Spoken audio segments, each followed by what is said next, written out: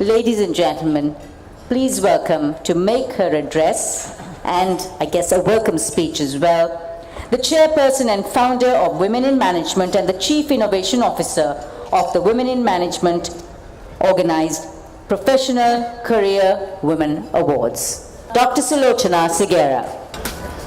Hi, Boa. Good evening. Honorable members of Parliament, diplomats, international delegates, ladies and gentlemen.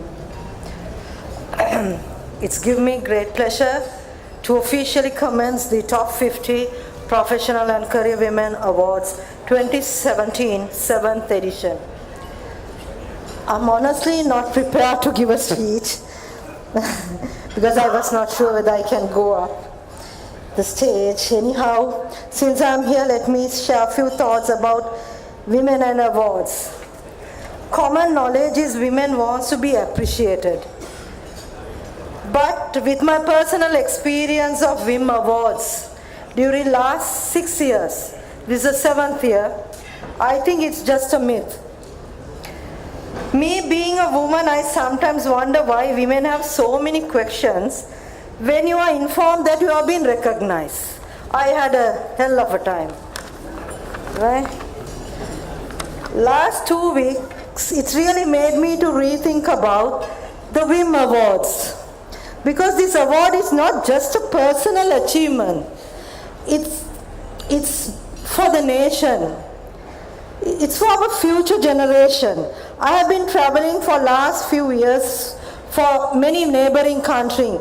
India, Pakistan, Afghanistan, Bangladesh, Malaysia, Singapore, Dubai, I can name it, as a guest speaker for women in business and women empowerment. But I regretfully say this, no other country has this phobia like Sri Lankan women for awards. They are so scared. I don't know why we are so scared. I really cannot understand. Women are so competitive in those countries. They believe in themselves.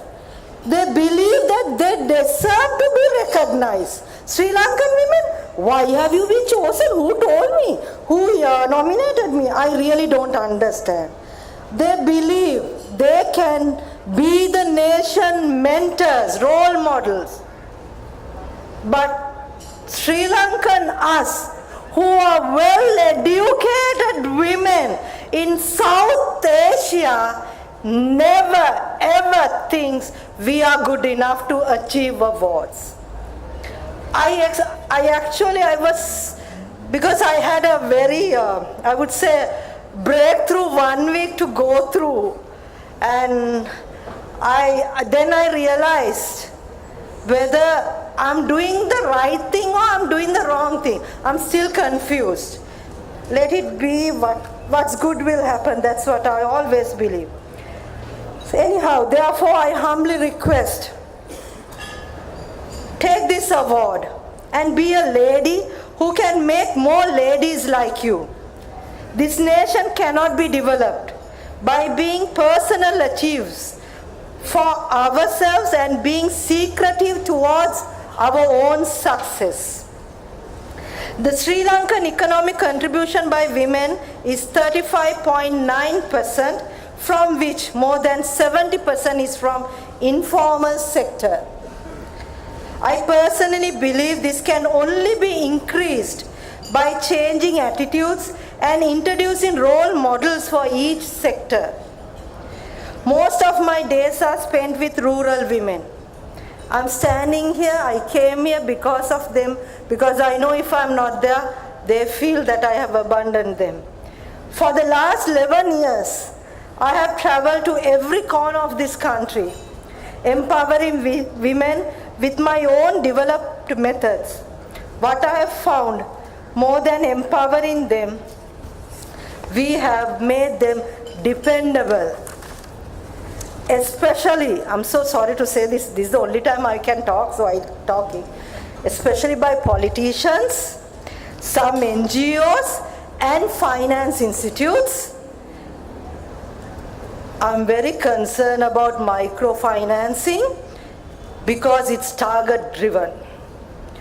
And I have witnessed suicide by my own eyes because they cannot pay the loan. I have witnessed good women becoming prostitute sex workers because they cannot pay back the loan. We have to put the system right. If we women won't put the system right, no one is going to speak up for us. So we women should help them. I thought to share this because in my own eyes I saw that. I saw a young mother killing herself with a newborn baby because of these loans. I'm not against loans. I'm saying we should have a right system. Further, we are personally against sending our women to Middle East, but have we encouraged a sustainable solution for them not to go? Not forgetting to thank Honorable Minister Thalatha Attukorala for the new law. It's a great law because I myself witnessed the change. It's not the poverty that more women go as slaves. I met 11 girls this year from Batiklo district. One is already here, who has been working in Middle East. They have gone as housemaid between the age of 12 to 15 years. They are still children, making fake passports. They are sold by their own family members.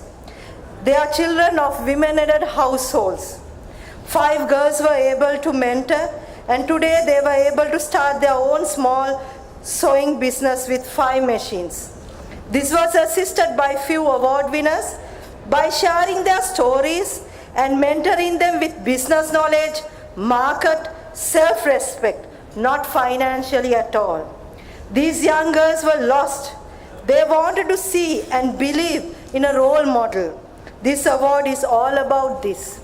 Your award can inspire so many young, needed and talented women in this country.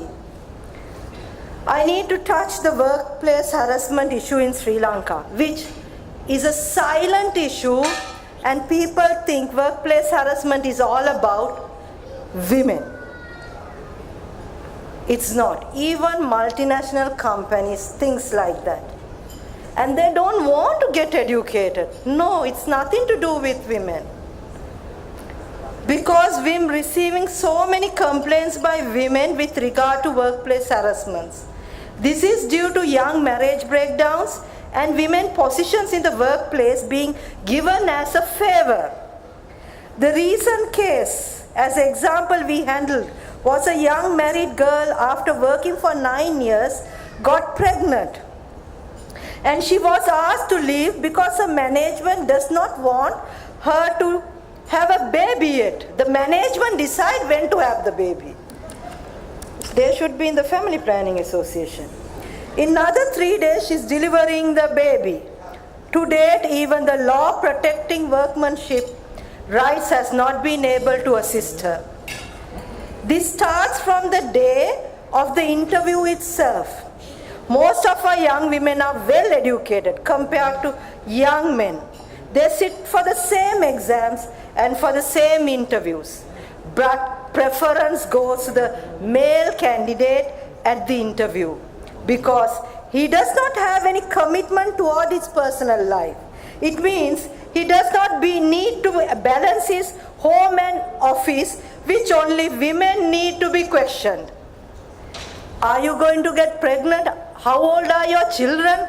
Do you think you can work if you get the job? He does not need to take maternity leave, even though he's contributor. And it's woman's job to deliver. Then the reason we give to why women have less women in top management or workplace, she's a young mother, she's comfortable with her job, she does not want to be promoted. Think for a while.